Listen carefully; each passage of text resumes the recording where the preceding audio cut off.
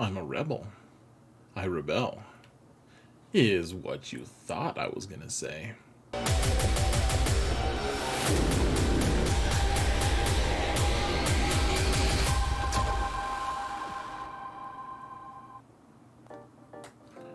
Hello everyone and welcome to another episode of Xaereth Prevails, a Grand Arena story. We're in the finals, folks, and it's a pretty interesting one. Always going efficiency these days, and I think I like 3v3 more going efficiency, even though in general it stresses me the F out. Hold on. Okay, we're kind of flying by the seat of our pants today, folks. So, my apologies if things don't go perfectly. Trying to get this video out as quickly as we can before I go off on vacation. So, here's the situation. Facing Lucifier. I thought it was Lucifer at first. Lucifier. I'm not sure. It's from the guild Chewbacca, which is a very strong guild. You can see we're in the top 100 now after a couple of nice wins. Can we get closer to top 50 by the end of the season and get into some really crazy matches in 5v5 next season? Who knows? I actually have a pretty big advantage mods-wise compared to my opponent. They do have more relics than me, more datacrons. The datacrons, I mean, they have 40 more levels than me, so pretty significant. The most of that is in level 3 stuff, I guess. I don't know, whatever. The mods, though, I wonder if they've climbed mostly because of their datacrons. I have no idea. It would be interesting to know exactly what impact datacrons are having on the climbs. But here's my defenses, folks. I actually went a little bit tougher than usual today. I went Lord Vader and Starkiller in the front with Rey in the back. And otherwise, you guys can see what I'm doing. The Jedi Training Rey team with Finn and Poe has a pretty fast Omicron or Datacron on it. All kinds of stuff. You guys can check it out. I put BB-8 with what's her name, Sortie this time instead of IG-88. So we'll see how that goes. We also have General Grievous with IG and Queel. All kinds of weirdness. My opponent placed a pretty standard 3v3 front zone. They have Starkiller. No visible GLs other than kind of Starkiller, but Starkiller.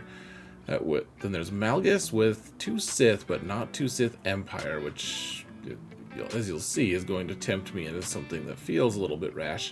We have General Skywalker with Relic 9 on both 5s and General Skywalker, Dash with Han and Chewie, and Commander Luke with a good Datacron.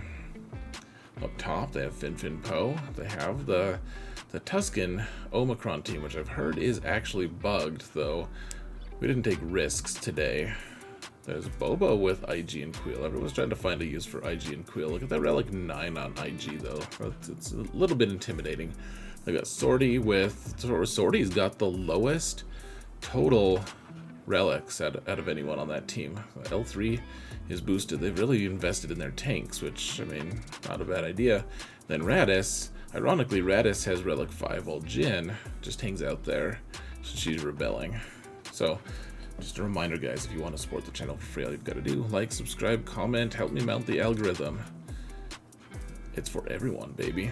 Everyone can benefit from mountage. Let's just go, guys. I'm not even going to do the transition. Whoa, we didn't do the transition. Madness. All right, we gotta move right along here, though, folks. So we've got, what's her name? Iden versus the CLS team. So remember, CLS is a good team.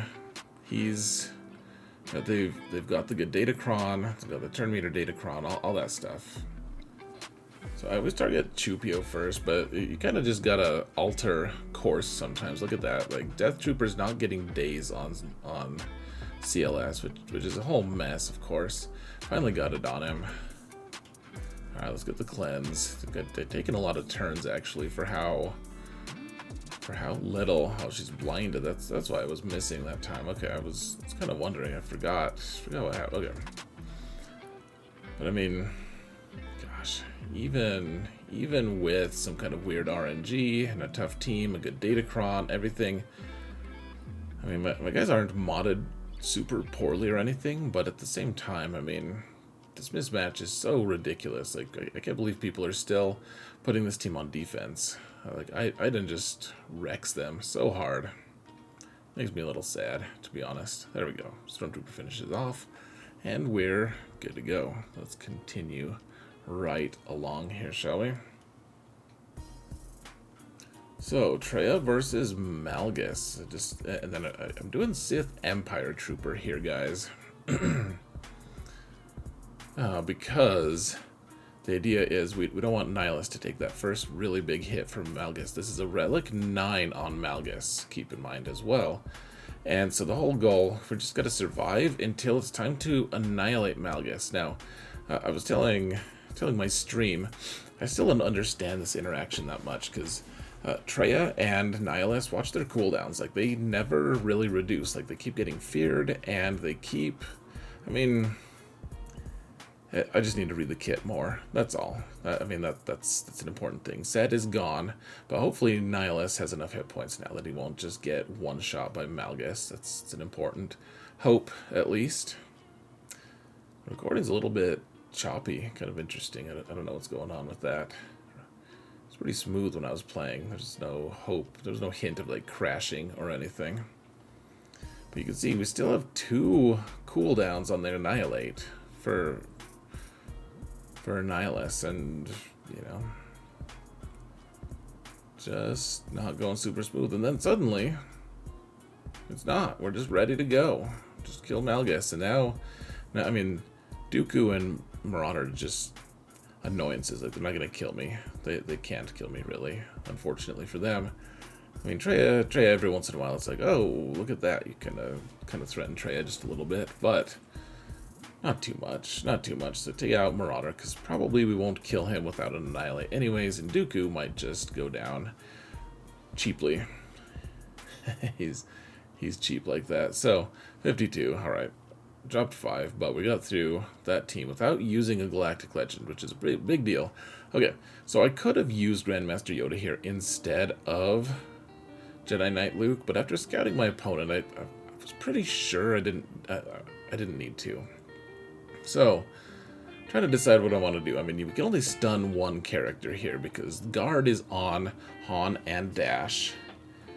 So if we hand the turn to Luke and he tries to stun, he'll just stun Chewie. So instead I decided, I was like, man, if I could get the stun on Chewie, that would be perfect. That, you know, just with the mark. Didn't happen, but we did manage to take out Chewie. And, I mean, this Luke is just totally ridiculous anyways with the crazy Datacron and everything. And, I mean, we dropped some banners there, but we got through it. I don't know. Grandmaster Yoda might have been better because we could have made the fight last longer, perhaps.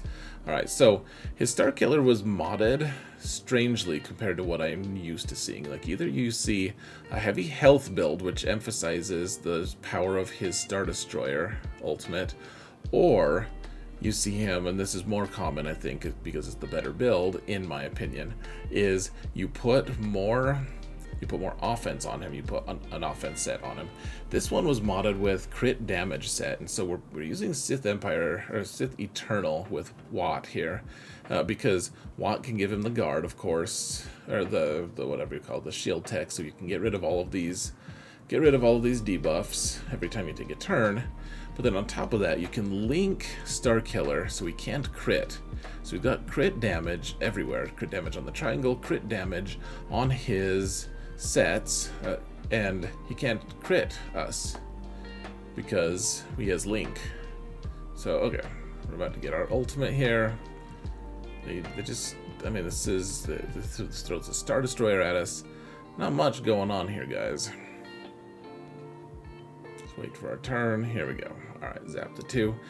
We link Mara as the other one because she takes so many dang turns. Look at our slappy fight here. Palpy versus Backpack Palpy. We got it.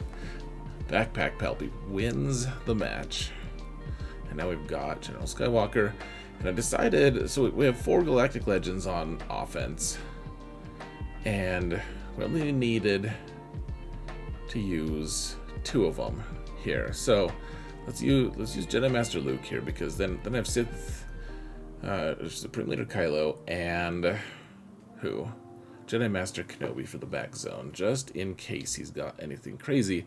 Those two should be able to handle any combo of 2 Galactic Legends in the back. Shouldn't expect more than 1, but watch how Riposte just destroys this team, guys. I mean, it's just goodbye. Goodbye. Just stop trying. 57, and it's over. All right, let's see what's in the back zone, and then we're gonna do our live segment.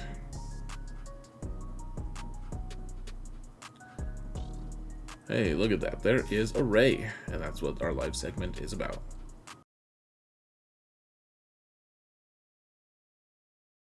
Let's just look at our other stats here too. I'm sure you guys took a look. I only looked at that one stat though.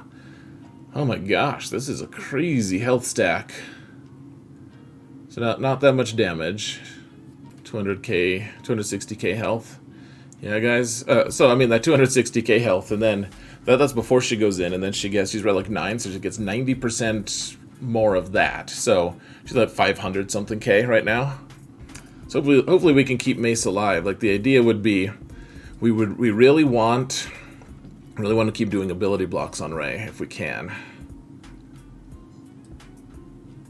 I don't know. This can get a little sketchy, guys. This can get really sketchy, in fact. Yeah, it's a lot of health, guys. I won't lie. So I think we're going to try to snipe out Hoda first, actually. Watch what we do for this, if it works out for us. Oh, damn it all. He gave her the buff anyways, but we're still going to try it. So we hand the turn to Mace, who then dispels Hoda in a minute. Yeah, we got the ability block here, which is good. And then we hand the turn to Cat, who then snipes Hoda. Let's see how much damage we can get on this Rey. It's a pretty insane amount, though, I have to tell you. Oh, she got her ult already. That is concerning. To be honest, let's build our own ult here. I think we can survive this AoE. Yep. That wasn't my favorite, but okay.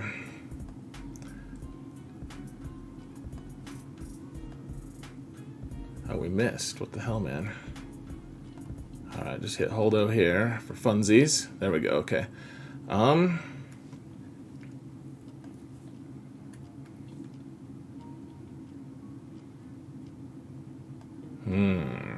Doesn't really matter.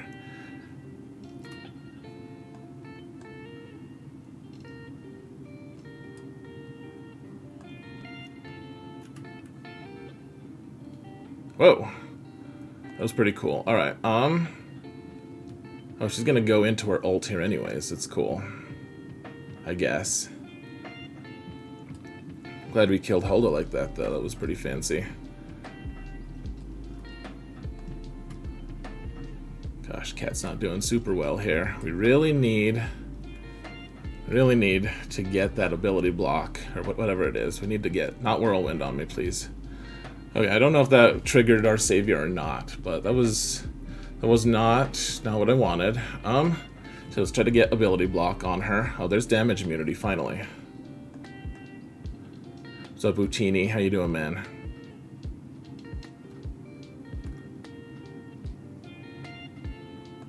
Can we just take her out now? Come on. Yes! Alright. Dropped a couple, but got through without another ult. That was good. That was good. Cool. I'm glad we killed Hoda there. That was an important key. Like trying to switch, trade turn meters. It's kind of a fun shenanigans thing because Mace exposes everyone, takes away that stealth, so that then Cat can go and just knock him out. All right, folks. So we got through that, and now we've got to find the right matches and the right teams for everything. We've got this Dash team here. And you guys have seen me do this a lot of times with Landino. Take out Resistance Hero Finn with the Mass Assist one with Kira. Do the big hit, almost 200k with our Awesome Landino. And yeah, let's just take out Finn as quick as we can. Love that Dash has a call to assist on his basic. It's super fun. Alright, so this is something I did not want to do, guys. There really wasn't that many options, though. They had really good Darth Revan team, and I think I blundered here a little bit. Like, look at this Relic 9 on Malak. Remember, I've pointed out how he over-invested in tanks. Maybe not over-invested, but super-invested in tanks. And this is another example. It's all Relic 7 except for Darth Malak, which is 9. And a lot of times, Malak would just die from here. Like, this would be the point that Malak was dead. But he's not, or he would be dead here. But this is Relic 9, so Veers is gone. Thank you. Finally took out Malak. Okay, so we can clean this up if we need to. It's just a mess. Old Piet is not looking good. Dark Trooper's not looking good. Piet's looking dead. Dark Trooper's like, you know what, Darth Revan, I've had enough of your reign of tyranny. Let's just put an end to it right this second. Okay, so I think that the Tusken team is currently bugged, but I didn't want to risk it. So what we're going to do here, we're just going to, we're trying to reduce turn meter, stun everyone. We don't want them to take turns. So the idea here is we go into poop stance, and eventually we get enough whistling birds that we can take out the original Tusken. He can't revive because whistling birds don't let you revive. And there you go, we dropped 2, but managed to take out the team. Just, even though it's bugged, I didn't want to take advantage. Well, I would have taken advantage of it, frankly, just to be clear, but I didn't want that to be our game plan, just in case it wasn't bugged this time. If you can't rely on bugs, I mean, oh, whatever. Look at that, we just sniped out Radis. I mean, we've got the level 9 promotion cron for Mothra, so just take out Adrad because you gotta go first. Easy enough, man. Alright, this is the Boba team with Queel and IG, as you can see. Let's take them out, guys. Let's do it. Do it. If we can kill Boba, I mean, he's the only one who deals crazy damage, at least, like really, like scary damage.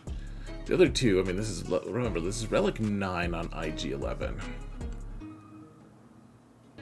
Gosh, so one thing that I didn't do well here, so we took out the first version of Boba, but then I didn't save another way to dispel IG. And yeah, like we're hitting him, he's hitting us bad, it's ugly. Okay, finally, got the dispel. Need to take out Boba before he does something ill-advised. Hopefully, good. Okay, we got the ability block on Boba. There we go. Remember, we get to go first here, because even though their Queel's fast, and they have the fast turn meter cron, we have 15% bonus turn meter, and we have the turn meter cron. So we're pretty fancy. Maybe they went first. I don't remember, guys. This is a level 9 cron for Old Ben. It's not that good. You're supposed to reduce turn meter. It doesn't seem like it ever does. Look at Old Ben. He's just this tottering old fool. Like he's just gonna die randomly of sadness. It's like, that's okay. That's okay. We didn't need him anyways.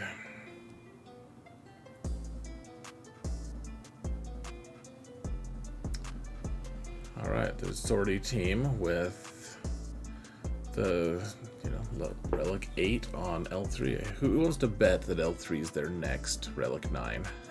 Unless it's Radis, I guess. Alright, I mean, CLS team, we've got the level 9 Kron on him, where he just assists all the time as long as he's in this stance. So we can miss BB-8 here once, but okay, got him. Let's try to take out L3 before she gets too tanky. She's already Mark 2, so we really want to take her out as quick as we can. Just do a basic with C-3PO because it'll call both to assist anyways and reduce both of their cooldowns. Now notice how we're hitting under the protection because we have riposte 57. CLS teams are the most fun with Datacrons ever, folks. Ran through that top zone pretty nicely. And some of the bottom zone, apparently. We're just moving right through here, guys. Alright, there's the Vader team. He didn't manage to land any dots. And Wampa, even though this team is pretty strong with a high relic. Look at this, relic 9 on set. All the tanks, relic 9. It's kind of fun. You know, Vader's relic 8. I don't know what Talon is. He's probably just 5, but takes a little bit to get through Sith Empire Trooper, though. You can see all those dots did a pretty substantial number on him. There we go. We killed Vader once, but he revived because of Talon. Take out Vader 58. Wamba doesn't care. He's like Honey Badger. He don't care. Alright, all we've got left is some Inquisition. And we have Supreme Leader Kylo for one of them. So let's use the Padme Ayla Stuncron here to just kind of control the situation. So, and they do all the debuffs, and these are Jedi against Inquisition. So it seems like a kind of bad like a mismatch, but we get enough stacks of courage because of all the debuffs that they do to us that we can just set them on down, take them down. Take him out. So we're just using basics here because we can stun, get bonus turns from Ayla, stun, get bonus turns from Ayla, just keep rinsing, repeating, and then eventually, if we need to use the special, then we can. Eventually I get kind of bored because Fifth Brother he keeps healing and stuff. It's obnoxious. I don't even know why he keeps healing. It's just stupid. But yeah, so just keep going, I guess. Doesn't really matter. Okay, finally, he gets a turn. He gets to do an AoE. And now he's back into stun. Back in timeout, bud. Keep going, Ayla. There we go. 55 frickin' banners. Good. Good enough. Supreme Leader Kylo decided to take his 2 helpers. So we can just stun the 2 fastest. We can do an AoE, maybe wipe most of them out. There we go. So, second sister's there. Wipe her out, 56. Good enough. Good enough. And now all we've got is ships, guys. We've gotten a full clear. 1-shots. Super efficient. Well, maybe not super efficient, but somewhat efficient. Oh, you can see the ex-developer Nivmet. He's kept in touch a little bit. He's subscribed to the channel. It's kind of fun. Always good to hear from Nivmet. Okay, so let me just pause this real quick, guys. I have not. It's been about 20 times in a row that I've killed IG 2000, and this one is nothing special compared to what I've always killed. This highlights the crazy RNG. Like, he puts this fleet down. If you can't kill IG, then you lose. There's nothing else to it, guys. So let's just try to finish off IG, I guess. Like, maybe we can do it. Probably not, but maybe. Probably should have tried to look at the basic. Maybe the basic would have done more damage, or, you know, caused Falcon to do more damage or something. But as it stands, I mean, we're dead. Can we clear fleets? I don't even know, guys. So we're gonna use Finalizer here. Oh, there's the raid from Tassinix that I totally missed because I was so focused on this. Okay, so Finalizer got a word in edgewise pretty early on, which, okay, we don't have the big hit from Silencer, so you just do a basic. Or we didn't have advantage, rather. So here, let's hand the turn to Silencer here. Call the mass assist, and we kind of inserted ourselves well. I mean, they did all their big hits, and they just kind of evaporated us. So not too bad. I mean, this is pretty good, actually. Happy enough with it, anyways. So what do? I want to save the dispel for when Houndstooth comes in. So that's what I'm like, oh, well, we don't want Echelon to take a turn anyways. Let's remove Echelon's turn meter. And we can keep moving. Alright. Try to stun. Didn't get a stun. Didn't have advantage, so just do a basic. reduce turn meter on Echelon again. And look at that, no reinforcements. We just destroyed them. 51. It's pretty good. Pretty good considering I didn't know if we could even clear. After we didn't even kill one ship, things went okay. So this is a pretty standard counter here, guys. Just Negotiator versus Malevolence. Things go a little bit different than usual here, actually, guys. So we're just trying to kill Hyena Bomber as quick as we can. Alright, we got the 3 hit, but we only killed one of them, because probably Sunfac. How much do you guys want to bet their Sunfac is relic 8 or 9? Just because he's a tank. It's whatever, though. Okay, so just trying to kill Sunfac here, but we don't want to break the bank. We don't use any too crazy abilities, because most likely, I mean, unless it'll get us the kill on Sunfac, because most likely he's going to get a reinforcement. There we go. So there's Spy. Guess we could have gotten the Sith, the bombers. Okay, I'm trying to decide, what do I want to do? Like, if we do damage here, Anakin isn't about to go. He doesn't have any turn meter. Let's just, I mean, I guess he did end up going pretty quick, but that's probably just because we did damage to him or something. I don't know. Doesn't really matter. We got him. So we don't have home 1 now, so we got to take out their Radis with Malevolence. And I think this is the one that I'm like, man, so watch how much damage these guys start doing. It's actually a little bit crazy how fast some ships evaporate here, guys. I'll leave it vague intentionally.